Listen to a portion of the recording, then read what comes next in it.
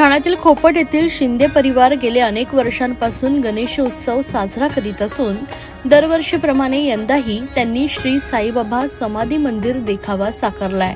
यामध्ये त्यांनी एका बाजूला मंदिराची प्रतिकृती साकारली असून दुसरीकडे साईबाबांचा फोटो ठेवलाय। दरम्यान या देखाव्यासंदर्भात अधिक माहिती संतोष शिंदे यांच्याकडून जाणून घेऊयात।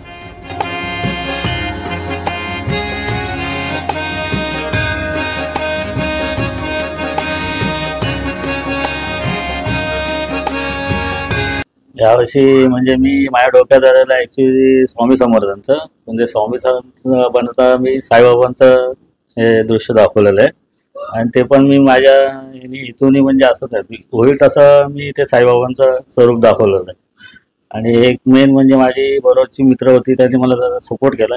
हे मी 3 दिवसात केलं रेडी, सगळं घरची कामं करून बाजूची कामं करून हे सगळं मी 3 दिवसात रेडी केलेलं आहे। आणि दरवर्षी मला म्हणजे देवाचीच आवड आहे, कुठलं तरी क्षणचित्र म्हणजे असं काहीतरी एक दाखवावं। गेल्या वर्षी विठ्ठलाचं दाखवलं, यावर्षी साईबाबाचं दाखवलं। यंदा तर किती वर्ष आहे? या वर्षाचं 23वं वर्ष आहे। त्याच्या पलीकडे जाऊन पुढे नवीन नवीन देखावे साकारण्याचा मान।